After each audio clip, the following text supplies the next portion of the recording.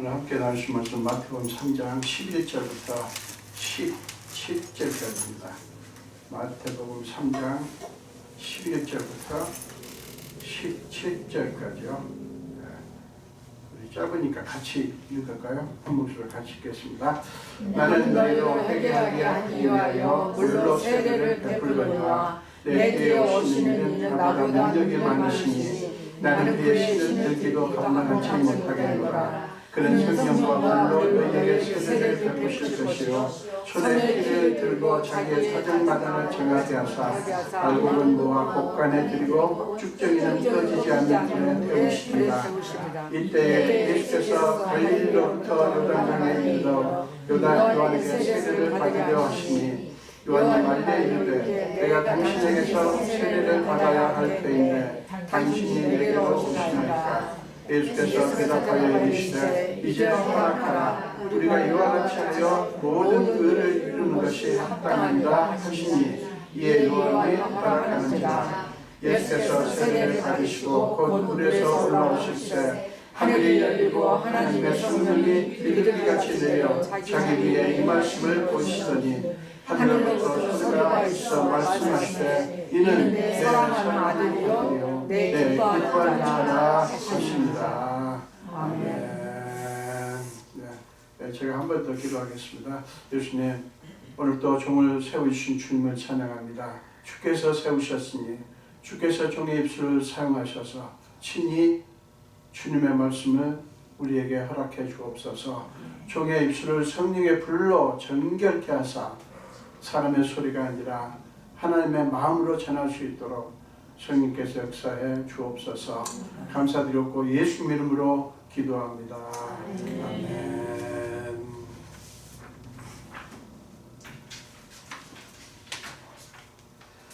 네, 오늘 함께 봉독하신 말씀으로 예수께서 세례를 받으셨다는 것이라는 제목으로 함께 은혜를 나누겠습니다. 본문은 예수님이 세례 요한에게 세례를 받으시는 모습을 우리에게 말씀하고 있는데요. 우리는 본문을 통해서 예수께서 왜 세례를 받으셔야 했는지, 그리고 예수께서 세례를 받으시는 것은 무엇을 의미하는지를 함께 살펴보려고 합니다. 본문은 광야에서 회개하라 천국이 가까이 왔느니라고 외치며 자기에게 나오는 자들에게 세례를 베풀던 요한이 예수님을 소개하는 말씀으로 본문을 시작합니다. 11절입니다. 지금 예수님을 세례 요한이 소개하는 거예요. 나는 너희로 회개하게 하기 위하여 물로 세례를 베풀거니와 내 뒤에 오시는 이는 나보다 능력이 많으시니 이는 나는 그의 신을 들기도 감당하지 못하겠노라. 그는 성령과 불로 너희에게 세례를 베푸실 것이요. 요한은 예수님을 소개하면서 두 가지를 강조합니다. 하나는 예수님이 자기보다 크신 분, 높으신 분이라는 거예요. 그 다음에 또 하나는 능력이 많으신 분인데 그는 성령과 불로 세례를 베푸실 분이다. 그러니까 예수님은 자기보다 크시고 높으시고 능력이 많으시다라고 소개하고 그뿐만 아니라 그는 성령과 불로 세례를 베푸실 것이다. 이렇게 소개를 하는 거예요. 자, 그뿐만 아니라 요한은 예수님의 정체성에 대해서 한 가지 중요한 것을 선포합니다. 예수님의 정체성 12절이에요. 손에 키를 들고 자기의 타작마당을 정하게 하사 알곡은 모아 곳간에 들이고 쭉정이는 꺼지지 않는 불에 태우시리라. 지금 이 말이 뭐냐면 예수님은 마지막 날에 종말에 심판주로 오실 분이라고 증언을 하는 거예요. 맞습니다. 예수님은 이제 다시 오실 텐데요. 세컨드 커밍. 예수님께서 이 땅에 다시 오실 때 재림하실 텐데 그때는 아기로 태어나신 것처럼 그렇게 약하게 오지 않아요. 심판하실 분으로 오십니다. 심판주로 오시는 거예요. 그게 불로 세례를 베푼다는 의미를 담고 있어요. 그래서 요한은 느닷없이 지금 예수님에 대해서 소개하면서 그분은 자기보다 크신 분이다. 능력이 많으시다. 그리고 그분은 성령과 불로 세례를 베풀 뿐이다. 나는 얼마나 연약한지 그분의 신을 들 그런 자격도 없다. 이렇게 말씀을 하는 거예요. 요한은 자기는 지금 물로 세례를 베풀지만 예수님은 성령과 불로 세례를 베푸심으로써 세례의 의미를 새롭게 하실 것이다 라고 말씀을 하시고요. 마지막 날에는 자기의 구원 계획을 완성하실 뿐이다 라고 선포를 하는 거예요. 여러분, 하나님의 구원 계획을 완성하신다고 하는 것은 뭐냐면 이 속에 악에 대한, 사탄에 대한 심판이 있어요. 그래서 이 말씀을 지금 하는 거예요. 예수는 그때가 되면 알곡과 쭉정이, 즉 알곡은 뭐예요? 진짜 신자. 그리고 쭉정이는 뭡니까? 가짜 신자를 가려내서 알곡은 천국으로 데리고 쭉정이는 불구덩이에 던지실 심판주로서의 예수님의 권세를 강조를 하는 거예요. 여러분, 우리 그리스도인에게 주어진 너무나 정확한 게 뭐냐면 예수님께서 다시 오실 것이라는 것이고요. 예수님께서 저와 여러분을 신원하실 것이다. 우리가 예수를 믿고 지금 구원을 받았지만, 하나님의 자녀가 되었지만, 우리는 지금 여러 가지 연약함 속에 있어요. 여전히 예수를 믿지만 우리는 병도 걸리고 여러 가지 아픔과 고통과 이런 걸 겪어요. 이 세상에 살면서. 그러나 그것이 끝나는 날이 있습니다. 다 끝나는 날이 있어요. 그게 예수님께서 오셔서 온 세상을 심판하시는 때예요. 여러분, 우리가 예수를 믿는다고 하는 게 얼마나 기가 막힌 줄 압니까?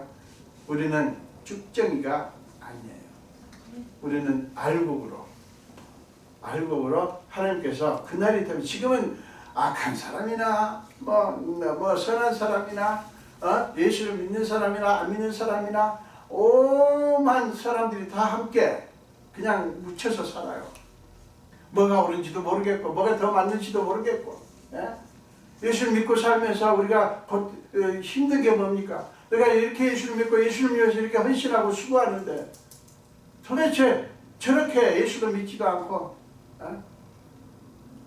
물론 교회도 안 다니고 저렇게 악을 행해도 잘 먹고 잘 사는 사람들을 보면 이게 뭐야? 나는 뭐야? 내가 왜 예수를 믿어? 라는 생각을 들게 할 때가 얼마나 많습니까? 근데 그날이 되면 다 갈라집니다. 알곡은 이쪽으로, 쭉정이는 저쪽으로. 다 갈라져요. 지금은 섞여 살아요. 지금은 악인과 뭐 다 섞여 살아요. 그냥 악인이고 뭐고 그냥 다 섞여 삽니다.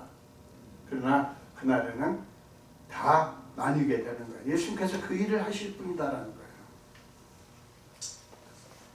그러면서 본문은 갑작스럽게 예수님을 이렇게 소개합니다. 13절에요. 이때 예수께서 갈릴리로부터 요단강에 이르러 요한에게 세례를 받으려 하시니, 자, 이것은 뭘 얘기하냐면 예수님께서 30세 되실 때까지 개인적인 삶을 사신 나사렛을 떠나서 공적인 사역을 시작하시는 그런 모습을 보여주는 거예요. 공적인 사역. 이것을 공생애라고 부릅니다. 여러분, 공생애라고 하는 것은 공적인 예수님의 사역을 말하는 거예요. 지금까지 30세 될 때까지는 사적인 삶을, 개인적인 삶을 사셨어요. 그거 참 신기한 세월입니다. 신비로 가득 찬 세월이에요. 30년 동안 예수님은 나사렛이라는 그 시골에서 그냥 개인으로, 사람으로 사셨어요. 근데 이제 예수님께서는 이 땅에 오신 목적을 이루려고 합니다. 사역의 기간이에요. 자, 그걸 공생애다. 공생애란 뭐냐면 예수님이 요한에게 세례를 받으신 때부터 십자가에 죽으시기까지의 3년여의 예수님의 구원 사역을 기간을 의미합니다. 그러니까 공생애는 3년이에요. 언제부터요? 요한에게 세례를 받으신 때부터 해서 십자가에 예수님께서 죽으실 때까지. 그게 예수님의 공생의 기간이에요. 말하자면 예수님의 세례를 받으시는 것은 뭐냐면 예수님의 공생의 시작을 알리는 거예요. 신호탄이에요. 신호탄. 그런데 예수님은 공생애를 시작하시면서 왜 가장 먼저 세례를 받으려고 하셨을까 하는 거예요. 이게 의문입니다. 왜 세례를 받으실까? 그리고 공생애를 시작하실 것 같으면 예루살렘 같은 도성에 가서 뭔가를 하시든가 하지, 예수님의 사역은 굉장히 신기합니다. 볼 것도 없는 광야, 그곳에 요단강에 오셔서 지금 세례를 받으시려고 하시는 거예요. 지금 구원 사역을 선포하고 말씀을 선포하고 이제 하나님 나라를 보여주려고 하시는데 그 시작을 요한에게 세례를 받는 것부터 시작을 하시는 거예요. 여러분, 세례는 누가 무엇을 위해서 받는 거죠? 죄인들이 죄사함을 받기 위해서 받는 거예요. 물론 우리가 예수를 구주로 고백하고 우리를 회개하고 구주로 고백하면 예수님께서 우리의 죄를 사하십니다. 그러나 공적으로 하나님 앞에 고백의 표현으로 하는 것이 세례 아닙니까? 그러니까 세례는 죄를 고백하고 죄를 자백하고 세례를 받는 거예요. 이런 사람한테는 세례 주면 안 돼요. 아, 나는 세례는 받긴 받겠는데 세례를 받아야 교회에서 뭐를 한다고 하니까 세례를 받긴 받겠는데 나는 내 죄를 자백할 수 없어요. 왜냐? 난 죄가 없기 때문에. 나든가 나는 죄를 고백하는 건 나는 안 할게요. 그거는 싫어요. 이거는 이런 분들한테는 세례를 베풀면 안 되죠. 그러니까 세례 받는다고 하는 것은 죄를 자백하는 것과 관련이 있는 거예요. 근데 예수님이 세례를 받으신다? 이게 지금 뭐를 의미하는 것일까요? 예수님 누구시죠? 하나님의 독생자예요. 요한복음 3장 16절에서 그랬잖아요. 내 독생자를 주셨으니, 그죠? 하나님께서 우리를 사랑하셔서 세상을 사랑하셔서 독생자를 보내셨어요. 자, 요한복음 1장 29절에 보면 이런 말씀이 나와요. 보라, 세상 죄를 지고 가는 하나님의 어린 양이로다. 요한이 자기 제자들에게 저 멀리 보이는 예수님을 가리키면서 보라, 세상 죄를 지고 가는 하나님의 어린 양이 저기 계신다 라고 말을 한 거예요. 자, 그리고 요한 1서 4장 10절에 보면 사랑은 여기 있으니 우리가 하나님을 사랑한 것이 아니요 하나님이 우리를 사랑하사 우리 죄를 속하기 위하여 화목제물로 그 아들을 보내셨습니다. 예수님은 화목제물, 우리의 죄를 사하기 위해서 우리에게 구원을 베푸시기 위해서 하나님이 화목제물로 보내신 거예요. 그 아들을, 독생자를. 하나님의 어린 양이라는 말은 뭐냐면 그래서 죄가 없으신 분이라는 뜻이에요. 그런 분이 왜 굳이 죄인들 중 한 사람인 요한에게 와서 다른 모든 죄인들과 똑같이 세례를 받으려고 하시는 것일까 하는 것입니다. 이게 굉장한 의문입니다. 여러분, 예수님이 세례를 받으셔야 한다면 그것은 무엇을 의미하는 것일까요? 그 비밀에 대해서 바울은 고린도후서 5장 21절에서 이렇게 말씀을 합니다. 하나님이 죄를 알지도 못하신 일을, 지금 예수님이에요. 죄를 짓지 않으셨을 뿐만 아니라 알지도 못하시는 일을 우리를 대신하여 죄로 삼으신 것은, 죄로 삼았다는 얘기는 죄가 있게 하신 것은 그 말이에요. 우리로 하여금 그 안에서, 예수님 안에서 하나님의 의가 되게 하려 하십니다. 이 말은 이사야서 53장 6절을 가지고 설명을 할 수 있는데요. 이사야서 53장 6절에 보면 이런 말씀이 나오죠. 우리 모두의 죄악을 그에게, 그가 누구예요? 예수님을 가리키는 거예요. 그에게 담당시키셨도다. 이 말이에요. 이걸 얘기합니다. 그러니까 우리 모두의 죄악을 예수님께 그냥 몽땅 떠넘겨버린 거예요. 우리 모든 죄악을 예수님께 그냥 야, 이게 다 너의 죄라는 심정으로 하나님께서 예수님께 담당을 시켜버린 거예요. 그러니까 예수님이 세례를 받으신다고 하는 것은 무엇을 의미합니까? 자신을 죄인들과 동일시 하는 것을 의미합니다. 예수님은 죄가 없으셔요. 하나님의 독생자예요. 근데 우리의 죄를 그냥 떠안다 보니까 자기가 죄인 것처럼 그렇게 되신 거예요. 여러분, 하나님이 우리를 사랑하셨다. 도대체 얼마큼 사랑하셨는가? 바로 이거예요, 바로. 세상에 하나님이, 그것도 하나님의 독생자가 어떻게 우리의 죄를 자기 것이라고 이렇게 해버리시냐고요. 그래서 예수님께서 세례를 받을 필요가 없음에도 불구하고 예수님은 우리를 대신해서 세례를 받으신 거예요. 그만큼 예수님은 자기를 낮추신 것입니다. 사랑하는 여러분, 우리가 믿는 주님이 우리의 죄를 속하기 위하여 이렇게까지 하신 거예요. 우리의 죄를 없애게 하시기 위해서, 대속하시기 위해서 이렇게까지 하셨다고요. 우리를 구원하신 일이 그분에게 얼마나 소중하고 간절했으면 여러분 그렇게까지 하셨겠어요. 얼마나 우리를 구원하시는, 우리를 죄를 속해 주시고 우리를 천국 백성이 되게 하시기 위해서 그 일이 얼마나 소중하고 얼마나 간절했으면 이렇게까지 하셨겠냐고요. 이렇게 하신 예수님의 모습을 보면서 여러분은 어떤 마음이 드십니까? 여러분 기억하십시오. 예수님은 사람들 위해 군림하는 권력자의 모습으로 우리를 대하지 않으십니다. 그래서요, 권력이나 명예나 재물이나 이런 것 가지고 여러분 하나님을 자꾸 거기다가 대입하지 마세요. 비교하지 마세요. 우리의 은혜는, 우리에게 주어진 축복은요, 우리에게 주어진 영광은 그런 것과 비교할 수 없어요. 비교할 수 없어요. 우리가 돈 필요 없다, 명예 필요 없다, 권세 필요 없다 그런 뜻이 아니에요. 그러나 우리 그리스도인들은 그따위에 전전긍긍해가지고요, 제가 그따위라고 표현했어요. 왜 그따위냐면 하나님께서 우리에게 베푸시는 은혜, 하나님께서 우리에게 주시는 축복에 비하면 그따위가 되는 거예요. 필요 없다는 뜻이 아니에요. 오해하지 마세요.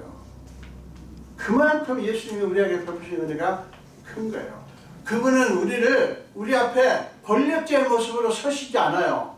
이제 그러나 심판주로 오실 때는 무시무시한 분입니다. 그러나 아직까지는, 아직 예수님이 제일 많으셨잖아요. 아직까지는 우리는 자비로우신 하나님, 은혜로우신 하나님 지금 노래하는 거예요.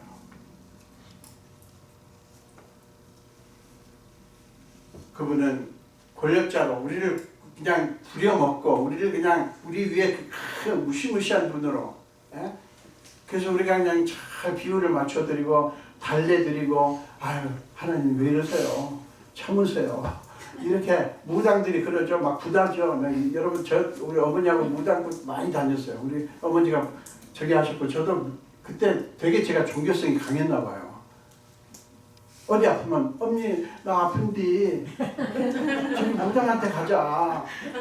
사투리가 아픈데, 아니 어머니가 데리고 가는 게 아니라 내가 언니 내가 아파, 그 무당한테 가자.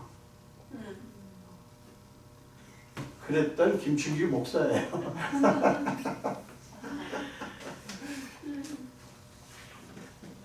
여러분 이게 지금 그래가지고 우리 집도 아마 구슬했던 것 같아요. 그러니까 뭐냐면 지금 노해가지고 이 마귀님이 너무 화가 나가지고 지금 이렇게 했으니까 잘 달래야 돼요. 제발 좀 우리를 불쌍히 봐주시고 화 좀 푸셔요. 이런 거라고 이러는 거예요. 하나님은 우리한테 그렇게 안 해요. 겁주고, 니 내 말 안 듣지?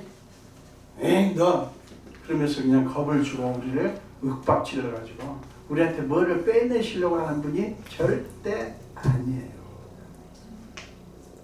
그래서 여러분 어떤 주의 종이 됐든 어떤 교회든 여러 가지 모양으로 여러분들의 것을 빼내려고 하는 건 다 가짜예요. 여러분들 기뻐서 내시는 건 it's okay. 그렇지만 빼내려고 하시는 분들이 있거든요. 저 먼저 세상 떠난 집사람도 사기꾼한테 속아가지고요, 어떤 교회 집사 능력자라고 하는데 세상에 몇 천만 원을 갖다 바치고 제가 바친 게 아니고 그 식구들이 그 다음에 제가 이제 한국을 가려고 하는데 저더러 1억을 가져오래 1억을 내가 1억이 어디 있어요 1억이면 10만 불인데 1억은 그냥 1000불은 몰라도 1억은 안 되죠. 이게 뭡니까? 예수의 이름으로 기도해 주면 낫는데요. 위암이 낫는데 깨끗하게. 그 따위가 어디 있습니까? 이게요. 하나님은 그런 분이 절대 아니에요. 그렇게 하시지 않아요.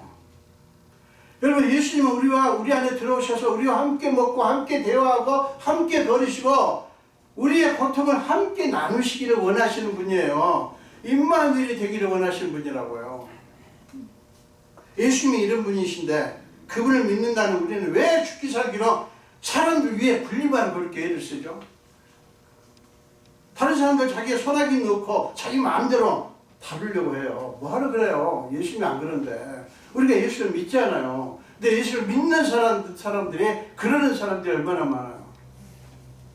그건 완전히 가짜예요. 가짜. 있을 수 없는 일이에요. 우리 그리스도인들이 하여간 뭔가 자꾸 위에 올라가가지고 다른 사람들 위에 탁 서가지고 하기로 하네. 여러분 우리는 그럴 사람이 아니에요. 오히려 우리 어떻게 합니까? 밑에 내려가서 그분들 이렇게 올려드리는 거예요. 그게 우리가 할 일이에요. 자, 예수께서 요한에게 와서 세례를 받으려고 하시자 요한이 어떻게 반응을 하죠? 14절 보세요. 요한이 말려 이르되 내가 당신에게서 세례를 받아야 할 터인데 당신이 내게로 오시나이까. 여러분 요한으로서는 당연한 반응 아니겠어요? 예수님을 뭐라고 얘기했습니까? 예수님 내 뒤에 오시는 분은 나보다 능력이 크신 분이다. 더 놀라운 분이다. 그랬으니까 요한이 예수님에게서 세례를 받아야지 자기가 예수님께 세례를 줄 수 없는 거죠. 요한으로서는 당연한 반응이에요. 자, 인간적인 관점으로만 보면 요한의 생각이 맞아요. 나보다 귀하신 분이, 크신 분이, 능력이신 분이 나한테 세례를 베풀어야지. 내가 그분보다 아래에 있는데, 낮은 자인데 어떻게 내가 세례를 베풀어요? 그게 인간적인 관점으로서는 요한의 생각이 맞다고요. 그러나 예수님은 요한의 그런 생각에 대해서 뭐라고 대답을 하십니까? 16절, 15절 보세요. 이제 허락하라. 우리가 이와 같이 하여 모든 의를 이루는 것이 합당하니라 하시니 이에 요한이 허락하는지라.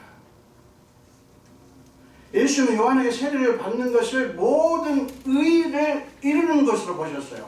여러분 여기서 모든 의라고 하는 것은 뭐냐면 하나님이 준비하신 하나님의 구원 계획을 의미하는 거예요. 간단히 말하면 그거예요. 모든 의는 뭐라고요? 하나님이 준비하신 하나님의 구원 계획. 자, 따라서 모든 의는 하나님이 준비하신 하나님의 구원 계획이다. 하나님의 구원 계획이다. 여러분 그걸 잊지 마십시오. 모든 의에 대해서 애매하게 생각하는 분들이 많아요. 쉽게 생각하면 그걸 설명하지 한 적 없지만 간단히 말하면 하나님의 구원 계획이에요. 예수님은 그것을 뭐예요? 하나님의 구원 계획을 이루는 것을 사역을 위한 가장 중요한 준비로 보신 거예요. 그래서 그 시작이 뭐예요? 세례 받는 거예요. 그래서 세례를 받기를 원하신 거예요. 왜 그것이 모든 의, 즉 하나님의 구원 계획을 이루는 것이냐? 여러분 이걸 알 필요가 있습니다. 그것은 뭐냐면 하나님이 예수님을 우리를 대신하여 죄로 삼으셨기 때문에,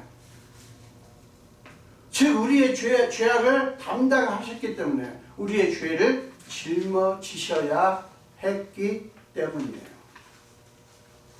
하나님의 구원 계획을 이루시기 위해서 예수님은 기꺼이 아랫사람 누구예요? 요한에게 복종하기를 원하신 거예요. 그것은 결국 뭡니까? 하나님의 뜻에 순종하는 것이었고요. 그게 주님의 권세였습니다. 우리 인간들은 아랫사람에게 절대로 굴복 안 하려고 하죠. 복종 안 하려고 하죠. 여러분 그리스도인들은 그런 거 필요 없어요. 아랫사람이고 뭐고 간에 얘들한테도 우리는 복종할 수 있어요. 무엇을 위해서? 하나님의 뜻을 위해서. 하나님의 뜻을 위해서. 우리 여러분들 하나님의 자녀들인데 그 정도 멋진 분들이 다 되시기를 축원합니다. 아멘. 아랫사람 윗사람이 어디 있어요? 우리 윗사람은 누구예요? 윗분은 사람이 아니죠. 윗분은 오직 예수님 뿐이에요.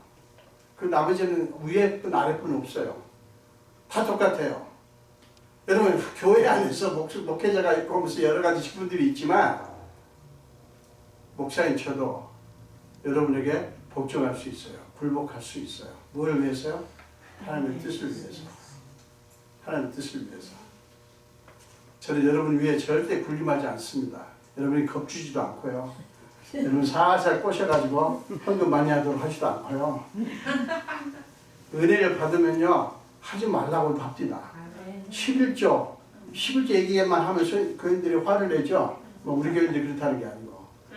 그런데요 내가 에티니스 다 해봤어요. 11조가 뭔지도 모르는 분들이 은혜를 받으니까 목사님 헌금이 여기 보니까 주보에 뭐 이거 있고 11조를 먹고 있는데 제가 무슨 헌금을 해야 돼요? 그래서 설명을 해드렸어요. 그럴 때는 설명을 해드려야죠. 헌금 안 내도 돼요. 그러면 안 되죠. 그래서 헌금 얘기를 했습니다. 저 여러분에게 절대 살살살 해가지고 너를 헌금하게 한다거나 너를 한다기에는 그 짓은 절대로 안 합니다. 못합니다. 자, 하나님이 보세요. 예수님께서 그러실 필요가 없는데 만약에 예수님이 우리처럼 죄인이었다면 똑같이 죄인이었다면 뭐 세례를 받으셔야 되지만 아니 세례를 받을 필요가 없는 분이 왜 받으셔요? 왜 받으신다고요? 우리의 죄를 짊어지셔야 했기 때문에. 자, 따라서서 예수님은 우리의 죄를 짊어지시고 죄인인 것처럼 죄인들과 함께 죄인으로부터 세례를 받았다. 예수님에 대해서 이 부분을 잊지 마십시오. 예수님이 그런 분이에요.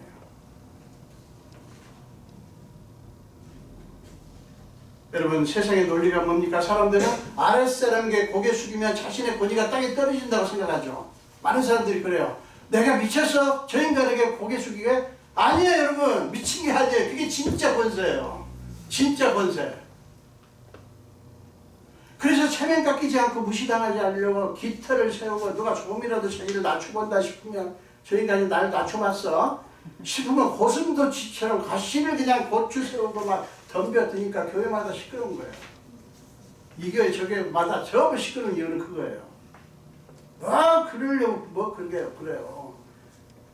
에테르트 어떤 교회는 안수집사들 자기 안수집사를 안 불렀다고 화가 나가지고요. 나한테 막 화를 내는데 내가 뭐라고 그래요? 아니 그 교회를 욕하면서 나한테 와서 화를 내는 거예요. 잘하셨어요. 그 교회 싸가지가 없네. 그래야 돼요? 집사님, 그 안수집사 그 뭡니까? 아무것도 아니에요. 그거 안 불러줘도 집사님이 안수집사 아니라도 나는 집사님이 안수집사니까 이렇게 하는 게 아니고요. 그냥 집사님 너무 좋아요. 사람이 좋고 착하고 너무 따뜻하고 그래서 내가 집사님을 사랑하는 거 집사님을 높이는 거지. 안수집사니까 높이는 게 아니에요. 했는데 그게 서운해가지고요. 지금까지도 서운해요. 지금까지도.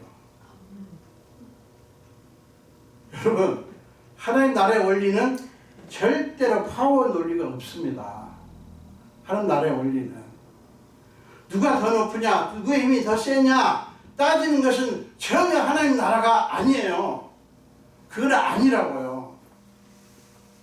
저는 여러분 그렇기 때문에 교회에서 그런 것 때문에 싸운다고 하는 것이 있을 수 없는 일이에요. 예수님은 우리에게 다른 사람보다 더 높아져라. 너가 더 힘 있는 자가 되라.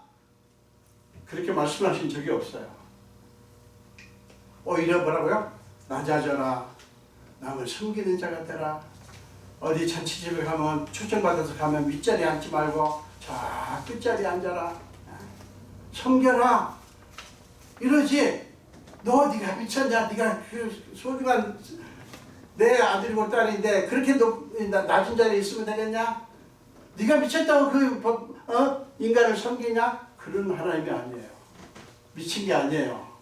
오히려 지혜로운 거예요. 저는 우리 교회가 우리 예수를 믿는 모든 분들이 정말 서로 더 높이는 경쟁을 하셨으면 좋겠어요. 더 높이고 더 귀하게 여기고 막.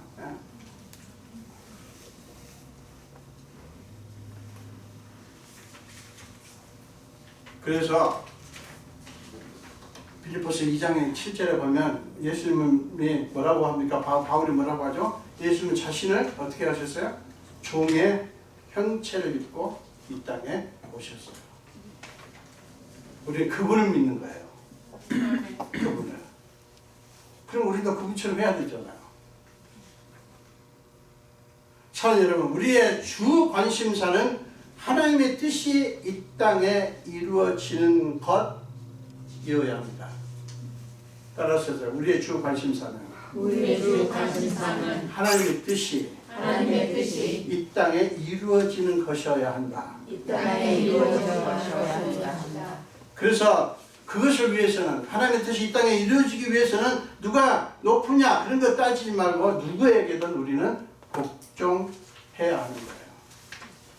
여러분, 죄가 없으신 예수님이 죄인처럼 되셔서 세례를 받으시는 것은 단순히 하나의 종교적인 행위가 아니에요. 하나님의 구원 계획에 순종하는 것이었어요. 그리고 그것은 예수님께서 십자가에서 죽으실 것과 다시 사실 것, 예수님의 죽으심과 부활을 예고하는 거예요. 미리 보여주는 거예요. 여러분, 이 세례를 받는다고 내가 죄인 돼서 죽는 것이고 물속에 들어가는 거예요. 원래 침례가 맞습니다. 들어가는 거예요. 그 다음에 물에서 나오는 것은 내가 다시 살았습니다라고 선포하는 거예요. 그러니까 예수님의 죽음과 부활을 상징하는 게 예수님의 세례예요. 그래야 하나님의 독생자 예수 그리스도는 죄인인 요한에게 세례를 받으셨습니다. 예수님은 하나님이 정하신 모든 의, 그게 뭐라고요? 하나님의 구원 계획을 이루시기 위해서 자신을 드리셨어요. 또한 요한에게 그것을 가르치셨어요. 자, 우리가 모든 의를 이루자. 이렇게 해서 우리가 너도 그렇고 나도 그렇고 나는 너에게 세례를 받고 너는 나에게 세례를 베풀음으로 말미암아 하나님의 구원 계획을 이루자라고 한 거예요. 얼마나 멋있습니까? 그럴 때 여러분 어떤 일이 벌어진지 아십니까? 16절 17절 보세요. 예수께서 세례를 받으시고 곧 물에서 올라오실새 하늘이 열리고 하나님의 성령이 비둘기같이 내려 자기 위에 임하심을 보시더니 하늘로부터 소리가 있어 말씀하시되, 무슨 소리예요? 이는 내 사랑하는 아들이요 내 기뻐하는 자라 하시니라. 하늘에서 소리가 나는 거예요. 이는 내 사랑하는 아들이요 내 기뻐하는 자라. 여러분, 이것은 하나님의 영광이 예수님께, 그리고 그곳에 임하신 것을 모든 사람에게 오셨다고 하는 것을 공개적으로 보여주고 선포하는 거예요.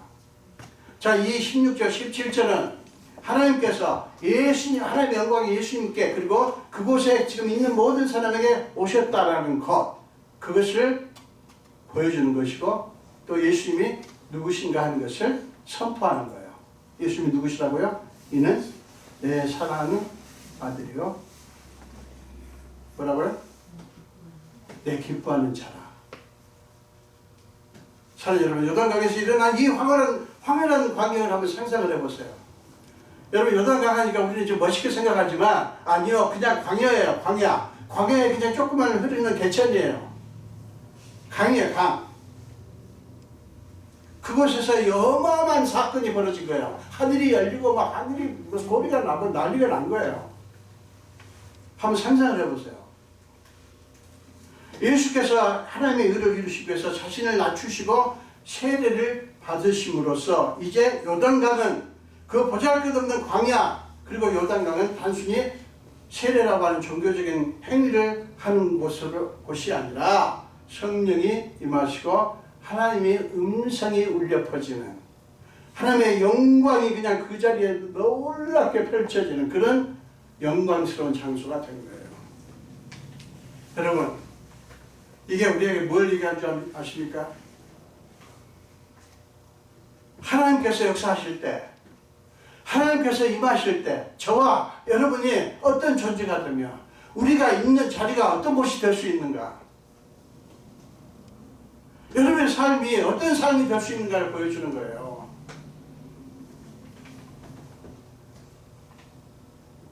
여러분, 그동안 죄 때문에 하늘이 닫혔어요. 근데 그 하늘이 열리고요.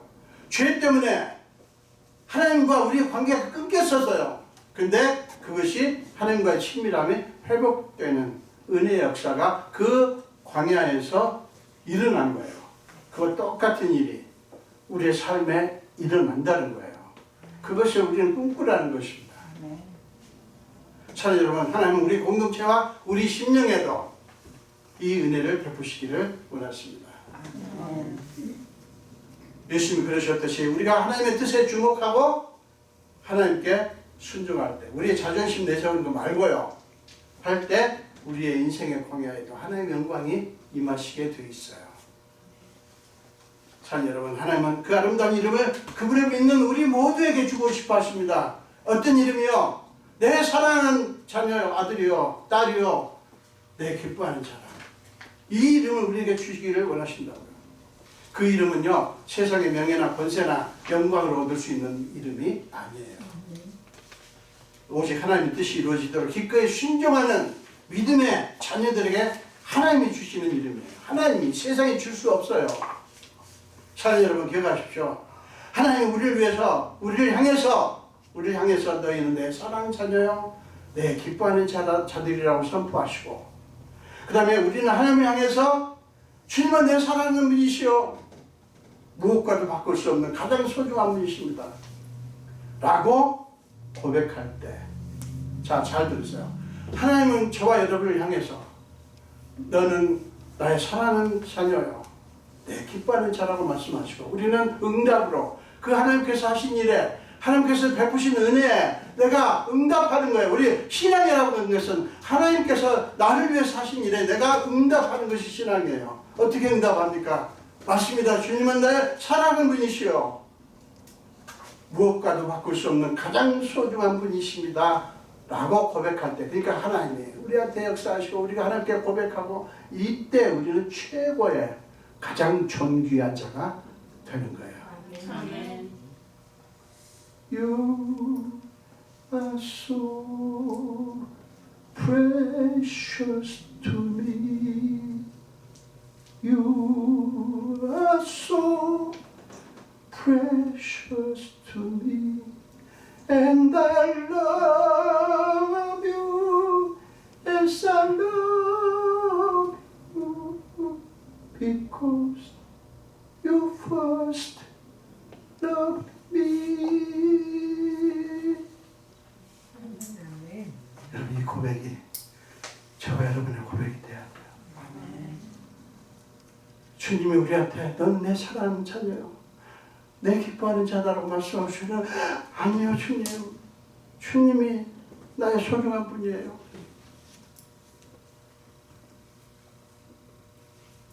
하나님과 막 그냥 막 그러세요. 힘드시고 어려울 때 하나님이 나를 너무나 사랑하시는 것처럼 믿어요. 내 삶은 이렇게 마음에 안 드는 구석 천지고, 나는 이렇게 때때로 힘들고 어렵고 괴롭고 외롭고 힘들지만 하나님은 여전히 나를 사랑하시고, 내 곁에 있었으면 좋겠는 사람은 없지만 그러나 하나님은 내 곁에 계심을 믿습니다 라고 고백할 때, 여러분, 우리는 가장 최고의 우리가 된다고요. 그게 왜 그런지 압니까? 그렇게 되는 것이 하나님의 형상이 우리 안에서 회복됨으로써 하나님과 화평이 이루어지는 것을 의미하기 때문에 그래요. 사랑하는 여러분, 우리가 세상에 사는 동안 아무리 어마어마한 권세와 영광과 호사를 누리신다고 해도요, 기억하십시오. 너희는 내 사랑하는 자녀, 내 기뻐하는 자들이라고 하는 이름보다 더 영광스러울 수 없어요. 여러분들 엄청난 영광을 드리고 호사를 드리고 이 세상 거 다 가지고 원하는 거 다 사고 다 먹을 수 있고 원하는 데다 다 갈 수 있고 원하는 거 다 할 수 있어도 너는 내 사랑하는 아들이요 딸이요 내 기뻐하는 자다라고 하는 것보다 영광스러울 수 없다고요. 그게 필요 없다는 게 아니라 비교가 안 된다고요. 참 여러분, 예수님이 그러셨듯이 오직 하나님의 뜻이 이루어지는 일에 하나님께 온 마음과 정성을 다하십시오. 그래야 여러분의 삶에 하나님의 영광이 임하고 하나님이 여러분 모두에게 이 아름다운 이름을 주시기를 주님의 이름으로 축원합니다. 아멘. 기도하겠습니다. 예수님 감사합니다. 오늘도 생명 주시고 주의 전으로 불러주시고 함께 말씀을 나누게 하신 주님, 주님께서 우리를 위해서 우리를 구원하시고 우리를 죄를 삭해주고 우리를 구원하시고 우리를 하나님 나라로 끌고 데리고 가시기 위해서 그 일이 얼마나 소중하고 얼마나 간절했으면 세상에 하나님이 하늘 보좌를 버리시고 이 땅에 오셔서 우리처럼 똑같이 되시고 세례 받을 필요 없는데 받으시고 사람들에게 짓밟히고 무시당하고 결국에는 십자가에서 죽으셨습니까? 너무너무 감사합니다. 그래서 우리가 주님을 사랑합니다. 주님을 믿습니다. 내가 가진 모든 것, 어떤 것이든 주님이 나를 사랑하신 것에 비교가 안 되는 것을 고백합니다. 아버지, 우리가 끝까지 정말 이 하나님을 바라보면서 고백하면서 하나님의 주시는 이름을 사모하는 우리 모두가 되게 하여 주옵소서. 감사드리고 예수 이름으로 기도합니다. 아멘.